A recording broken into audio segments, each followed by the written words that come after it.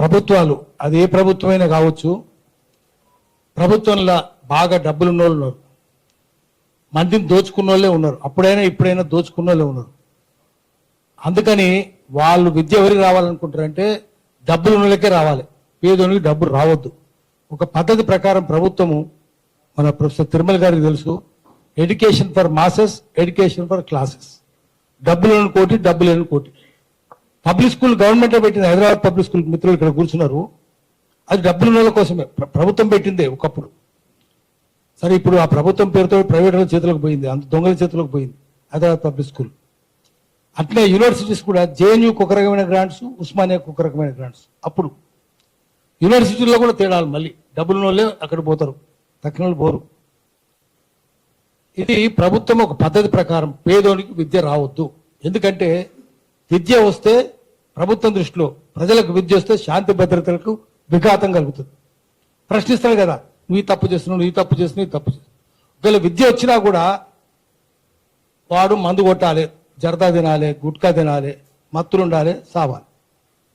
అందుకే మందు అంతా తయారు చేసి దేశంలో అంతా, అది విదేశీ మద్యమే, షావాలే, బ్రిజ్, మెక్డబెల్ అన్ని కంపెనీలు, విదేశీ కంపెనీలే, అవే తాగాలి. రోగం వస్తే చావాలి. మళ్ళా వాడు రోగం వస్తే ఆసుపత్రులు కూడా వాళ్ళే కదా, రాజకీయ నాయకులే ఆసుపత్రులు, వైన్ షాప్ డీలర్స్ వాళ్ళే, ఆసుపత్రులు వాళ్ళే, స్కూల్ వాళ్ళే. చైనా నారాయణ, ఎంతమంది మిత్రులు చెప్పు, చైతన్య నారాయణ. ప్రైవేటే ఉండాలి, గవర్నమెంట్ ఉండొద్దు. ఇప్పుడు మనం చేయాల్సింది జనమందరికి చెప్పాలి. దొంగలే రాజ్యాలు ఉన్నారు కదా, మంచోళ్ళు ఉన్నారు ఎవడన్నా? మంచోళ్ళు మనం ఏమంటున్నాము, మామూలు చదువుకున్నాడు, మీడియా కూడా వాళ్ళదే. మన మిత్రులు చెప్పినట్టు మొత్తం రాజ్యాంగం 4 అంగాలు, 4 స్తంభాలు అందాం, మొత్తం నెరలు బాసినాయి, ఎప్పుడో కుప్పగూలిపోతాయి. పార్లమెంట్ అంతా దొంగలే ఉన్నారు, అసెంబ్లీ అంతా దొంగలే ఉన్నారు, ఎగ్జిక్యూటివ్ వాళ్ళు దొంగలు కాదు, కానీ దొంగలకు సద్దులు మోసే లంగలాలు ఐఏఎస్ ఐపీఎస్. మీడియా మాఫియానే కదా, శ్రీశ్రీ చెప్పిండు, పెట్టుబడికి కట్టుకథకు పుట్టిన విషపుత్రికలు ఆంధ్రుల దినపత్రికలు. పత్రికలు గోరంతలు కొండంతలు చేస్తాయి, కొండలు గోల్కొండలు దాచేస్తాయి. మీడియా అట్లుంది. జడ్జిలు ఎట్లున్నారు? నేనేం భయపడతలేను జడ్జిల గురించి చెప్పడానికి. కంటెంప్ట్ అందరిని తిట్టవచ్చు, కానీ మీరు జడ్జిలు ఏమనవుతుంది, అట్లా ఉంది చట్టం. చెప్తాం అందరికీ. Worst industrial disaster in the world after industrial revolution, Bhopal gas 1984 December 2 అర్ధరాత్రి 65,000 మంది చచ్చిపోయారు. మళ్ళా ఆ తర్వాత ఏమైంది, 1 yearలో 1.5 lakh చచ్చిపోయారు. జడ్జిమెంట్ వచ్చింది, supreme court chief justice of India judgement 97లో వచ్చింది, 13 ఏళ్ళ తర్వాత. అట్లా 13 ఏళ్ళే. ఏమని వచ్చింది? It is like car accident, do we ditch our car for car meets an accident, culpable homicide, not amount to murder. ఒక్కరోజు ఆ UN corporate Anderson police station మెట్లకెళ్ళి, కోర్టు మెట్లకెళ్ళి, జైలు మెట్లకెళ్ళి, ఏ విమానం దిగిండో ఆ విమానం ఎట్లా వెళ్ళిపోయాడు. ఒక్కరోజు పార్లమెంట్లో చర్చ జరగలే. ఏం పార్లమెంట్లు, ఏం సుప్రీంకోర్టులు, ఏం మీడియా, ఏముంది? రాజ్యాంగం ఎక్కడుంది? అందుకనే పేదోనికి చదువు రాదు, పేదోనికి చదువు కలిగించనియరు. అందుకనే పద్ధతి ప్రకారం ప్రభుత్వాలు పేదోనికి చదువు రాకుండా. ఇప్పుడు ఎంత వచ్చింది బడ్జెట్? ఎంత? 3,26,000 కోట్ల తెలంగాణ బడ్జెట్ ఈ ఏడాది 3,26,000 కోట్లు. దాంట్లో 26,000 కోట్లే విద్యకు. మళ్ళీ అది కూడా ఏమవుతుంది? ల్యాబ్స్ అవుతుంది. పైసలు అంత ఖర్చు పెట్టరు, ల్యాబ్స్ అవుతుంది, సగం కూడా ఖర్చు పెట్టరు. అంటే 8% ఇచ్చిండ్రు, 8%లో 4% ఖర్చు అవుతుంది, తక్కినంత ల్యాబ్స్ అవుతుంది. అంటే ఇంకేదో వెళ్ళిపోతుంది, ఖర్చు కాలే, అది కాలే, ఇది కాలే అని వెళ్ళిపోతుంది.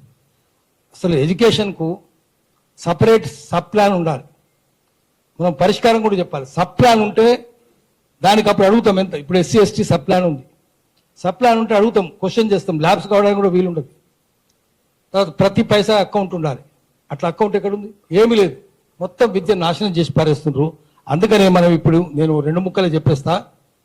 మళ్ళీ అందరికి విద్య రావాలంటే ఆ నిజాం మంచోడు అంటే నిజాంకి వచ్చింది అంటే కూడా దరిద్రంగా తయారైన విద్య, వైద్యం, విద్య ఎవరి చేతుల్లో ఉన్నాయి? హాస్పిటల్ అన్నీ ఆ దొంగల చేతుల్లో ఉన్నాయి. మన సీఎం కూడా హాస్పిటల్ మా బామ్మరిది అని చెప్తున్నాడు, హాస్పిటల్ మన ఇనాగరేట్ చేసి. అట్లెట్టుంటుంది? నీకు ప్రైవేట్ హాస్పిటల్ ఎందుకు ఉంటాయి? గవర్నమెంట్ హాస్పిటలే ఉండాలి, ప్రైవేట్ హాస్పిటల్ ఉండొద్దు. అన్ని అంత రాజకీయ నాయకులే. కేసీఆర్ది యశోద, చంద్రబాబు నాయుడుది కిమ్స్ కామినేని, అపోలో విశ్వేశ్వరరెడ్డిది, ఇప్పుడు నాదే అని చెప్పి సీఎం మన రేవంత్ రెడ్డి చెప్పబట్టే అందరి దొంగలే ఉండే హాస్పిటళ్ళు, విద్యా సంస్థలు అన్నీ. అందుకని మనం ఇప్పుడు చేయాల్సింది ఏంటంటే ప్రైవేట్ ఏది ఉండొద్దు, విద్య ఉండొద్దు, వైద్యం ఉండొద్దు. ఉంటే వీపు పగలగొడతామని చెప్పాలి. వాడు ఏ ముఖ్యమంత్రి అయినా కానీ, ఏ పార్టీ అయినా కానీ, బీజేపీ కూడా చేస్తుందా? బీజేపీ కూడా దొంగల చేతులకే పోతుంది. దానికోసం మనం చేయాల్సింది ఏంటంటే, ఆ రోజు విద్య రాకుండా చేస్తే సావిత్రిబాయి పూలే ఎవరు రావద్దు చదువుకోవద్దంటే ముందు ఆమె బ్రాహ్మణ స్త్రీలకే చెప్పింది. వాళ్ళని పెండ కొట్టి పియ్య కొట్టి రాళ్ళు కొట్టి చంప చూస్తే కూడా చదువు చెప్పింది సావిత్రిబాయి పూలే, జ్యోతిరావు పూలే ఇద్దరు చెప్పిండ్రు. మళ్ళీ మనం సావిత్రిబాయి పూలే జ్యోతిరావు పూలేని పెట్టుకొని ప్రజలందరికీ విద్య రావాలి, పేదోళ్ళకే విద్య రావాలి అని చెప్పి పోరాటం చేయాలి. దానికోసం మీకు మా సోకరా ఉంది, మా కృష్ణలత ఉన్నది, మా అమ్మాయి, ఇట్లా మీలను ముందు పెట్టుకుందాం.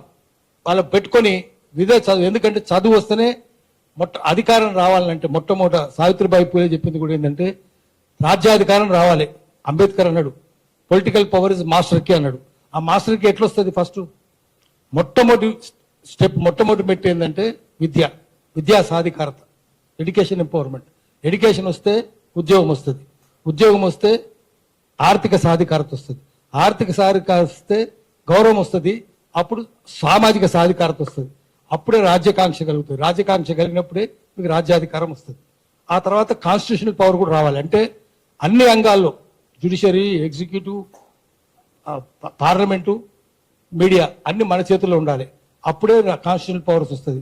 దానికోసం మనం సావిత్రిబాయి పూలే, జ్యోతిరావు పూలే బొమ్మలు పెట్టుకొని ఇక్కడ నుంచి ఒక దీక్ష తీసుకొని పోదాం, పోరాటమే చేద్దాం, బడత పట్టుకుందాం. టీచర్ చేతిలో బడత ఉంటుంది కదా, ఆ బడత పట్టుకుందాం, అధికారంలో పొట్టు కొడదాం. అట్లయితేనే వస్తుంది.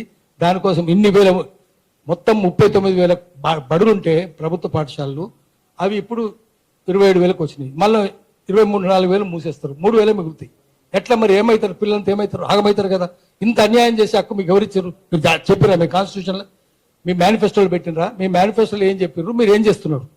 అందుకని మేనిఫెస్టోను అమలు చేయకపోతే కూడా వాడు అధికారం తప్పుకోవాలి. అట్లా చట్టం ఒకటి తయారు చేయాలి. మనం ప్రభుత్వాన్ని అడుగుదాం. నీ మేనిఫెస్టో ప్రతిరోజు ఒక మనం మేనిఫెస్టో గురించి, రఘు ఇక్కడ ఉన్నాడు, నువ్వు మేనిఫెస్టో రఘు రోజు ఒకటి ప్రోగ్రామ్ చేయండి. నువ్వు మేనిఫెస్టోలో ఏం చెప్పినావు, ఏం చేస్తున్నావు, నువ్వు ఎటుపోతున్నావు, దాని మీద మీడియా చర్చ పెట్టాలి. పెడితే అప్పుడు బుద్ధి వస్తుంది. రేపు లోకల్ బాడీ ఎలక్షన్స్ వస్తున్నాయి, అయినా సిగ్గుశరం లేదు. మున్సిపల్ ఎలక్షన్స్ వస్తున్నాయి, సిగ్గుశరం లేదు. ఓడిపోతారని సిగ్గు కూడా లేదు మీకు. అందుకనే అందరు కలిసి ఉన్నారు. అన్ని పార్టీలు కాదు, ఎవడిపోయినా మన చేతిలో ఏముంటుంది? అంత మనమే కదా, అందరు దొంగలే, అన్ని పార్టీలో దొంగలే. అందుకని అన్ని పార్టీలను కట్టగట్టి మూసినది మురుకాలే తొక్కాలి. అప్పుడు ప్రజల పార్టీ వస్తుంది. ఆ ప్రజల పార్టీ ద్వారా మాత్రమే. కాక్రోచ్ అన్నాం కదా, ఆ కాక్రోచ్కి ఒక ఎగ్జాంపుల్ చెప్పి ఆపేస్తా.